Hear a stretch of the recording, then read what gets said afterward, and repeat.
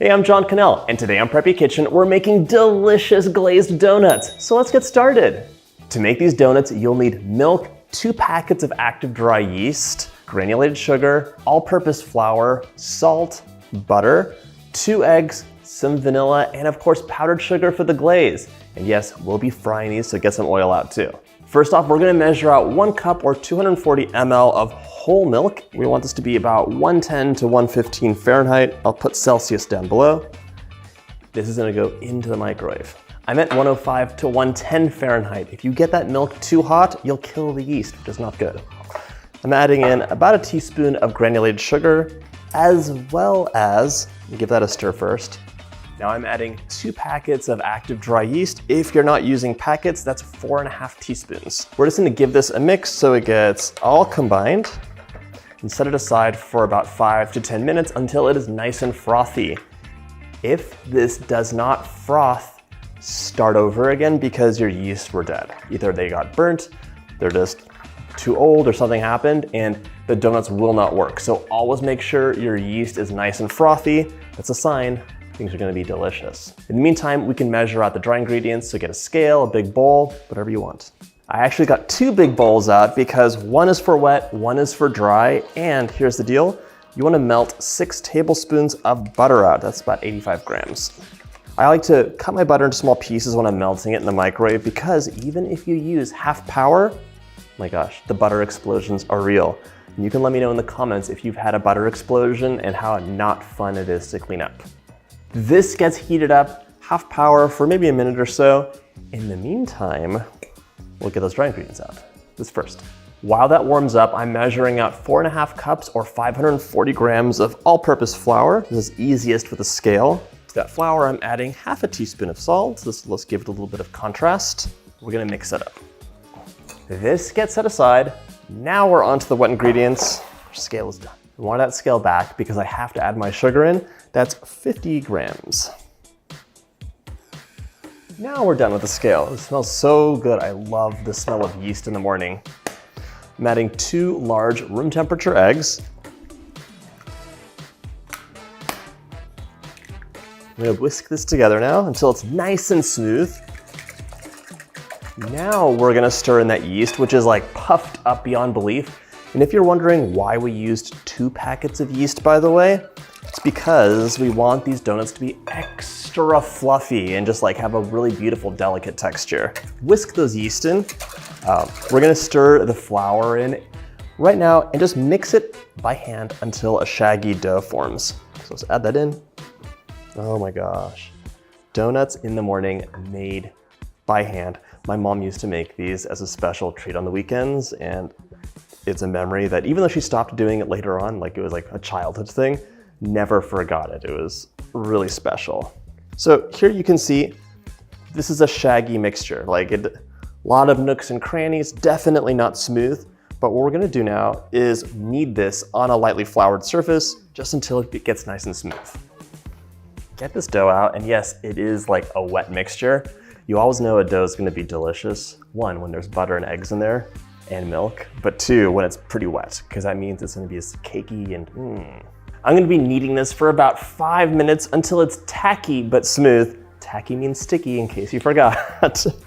Doesn't mean it has bad taste. This is something you could also do in the machine. So like if you're in a hurry or you're just like, I don't wanna do this by hand, dough hook, pop it in the machine and let it knead up. And you could finish it off by hand if needed, or it might just be ready. You're kneading this until it's smooth and elastic, but it's still gonna be tacky or a little bit sticky to the touch. So just keep kneading away, and you can see already this dough looks so much smoother, but it's not there yet. One of the tests you can do with dough is called the window pane test, by the way. And that just means that you take 2 little fingers and you stretch it up. This tore immediately, it's not ready.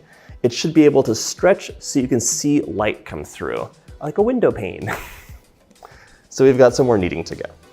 As you're kneading the dough, you're developing the gluten in the flour, it's a protein, and you're also hydrating the dough. So everything is just getting really mixed well together. My dough is almost ready, nice and smooth, and look at this.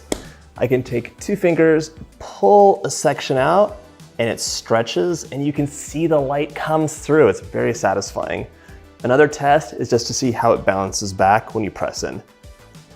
Pressing in, bounces back pretty well.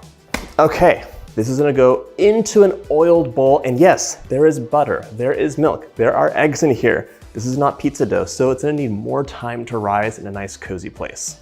So my dough's ready. I'm gonna place it into a lightly oiled bowl. I'm just reusing my flour bowl. This wants to hang out in a nice, cozy, warm place for about an hour. You can cover it with plastic or get a bonnet out. Into a nice, cozy place, 1 hour, and we'll be back with some beautiful puffed, delicious dough. Just a little bit over an hour later, look at this dough. It was actually up to here and I opened it up. It starts deflating right away. That's okay, because we're gonna punch it down. Punch, punch, punch, punch, punch. And by the way, when you use a bonnet like this, a reusable one, as opposed to plastic, good and bad. Here, it's a little bit dried out, just a little bit though, which is actually really nice when you dump out your dough. This is just nice because it's not gonna stick so much to the bottom of your pastry mat or your counter. Okay, pat it out. It's a little bit thick right now, so I'm just gonna add a little bit of flour and roll it out. This smells so good, by the way, already. For these donuts, we're gonna use circle cookie cutters. Get a set of circle cookie cutters. They're my favorite tool in the kitchen, and they are infinitely, just, what is the word? Versatile. They're infinitely versatile. They do anything you want. Okay, so we're gonna cut out our donuts and place them onto a sheet of parchment paper just for transport. Give them a little, kind of like that. And as you can see, they're not sticking to the counter because I used that bonnet, really handy. If you want a filled donut, you could fry it up like that, like get some jam, get some pastry cream, link up here for that. But I will be making classic glazed donuts today. So I'm using a 1-inch circle cookie cutter just to cut the centers out. And of course, you know, this is a delicious donut hole. Save those, those are actually my favorite parts. One thing you want to be careful of is not rolling your dough out too thin. You do want them to puff up, and these have a second rise. We're not done yet.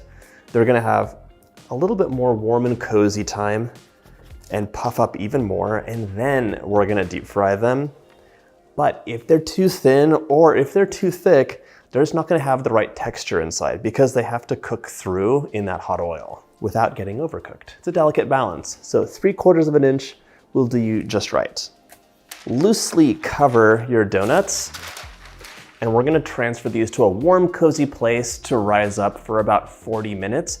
They're gonna get really puffy, and this stage is important. That's what gives you that light as air texture in your donuts. So remember, 40 minutes, warm, cozy place, and in the meantime, we're gonna get our oil out. While our donuts are rising, add 2 inches of oil to your Dutch oven or a large pot and place it over medium heat along with a thermometer, and we're gonna heat that up until it's 350 degrees Fahrenheit. In the meantime, let's make an easy glaze for our glazed donuts. I want 3 cups or about 360 grams of powdered sugar. I don't need to sift this out. 6 tablespoons, 90 ml of milk. Pour that right in. This is a much thinner consistency than a lot of the glazes you're used to. And now, half a teaspoon of vanilla. You can use other flavorings you love too, like maybe a touch of almond extract, some orange blossom water. I think bourbon or rum is a popular addition as well. And yes, you can add citrus zest or juice into this as well. So many delicious choices. This, as you can see, is a nice thin drizzling consistency, just what we want. You want to cover this up just with paper or something while this is happening because you do not want your glaze to dry out. Cover that up. Let's check our thermometer. We need it to be 350. My oil's nice and hot. I'm starting off by dropping my donut holes in there. Be careful. You do not want hot splashes of oil anywhere. We're gonna fry these up until they're golden brown. It happens really quick. So keep an eye on, and hopefully you have a nice spider to help you just move things along, keep them turning over. Once your donuts are golden brown, they're gonna go onto a wire rack over a rimmed baking sheet. Now it's time for our proper donuts. So as you can see, my donuts have really puffed up. We're gonna place these right over here and set up an assembly line where we just plop them in. And to help that, be gentle with them right now. You don't wanna like really squeeze them because you'll push out all that delicate little bit of the delicate structure inside. Plop those right in. Carefully, like let them glide in. You can fry up 3 to 4 at a time, but as you add them in, the oil's temperature will drop, so keep an eye on your thermometer and adjust your temperature accordingly. Everyone's stove is different. So you might be on medium low, you might be on medium high. It's totally dependent on the temperature, so look at that thermometer when you add things in. And as you can see, come take a look, these are getting to be golden brown super quick. My bounty of donuts is ready to glaze. So here's the deal. Set up a station, uncover that glaze, and you're just gonna dip your donuts, they're still really warm, right in the glaze as much as you want. It could be a top, it could be fully covered. It's up to you and what you enjoy. And then we're just going to dip and let them set on the wire rack. You can pop them into your mouth now. Hot oil, boiling, burnt feelings, but it'll still be delicious. Up to you. You can also spoon the glaze over if you want even more coverage. So plop it like that, spoon it over the top, and this will be the completely covered donut. But I will warn you, you're using a lot of glaze, so make sure you let it drain off for a while first before you pop it onto the wire rack. Otherwise, you'll run out of glaze and be sad. Plop those donut holes in, it's raining donut holes. And then you'll just move them around with your spoon so they get good coverage and place them right onto your rack, just like this. Be very gentle though, because these guys are so airy and puffy inside that you don't want to collapse them. You really want to preserve that shape. Soft and airy on the inside, golden crisp glazed deliciousness on the outside. I literally can't stop eating these.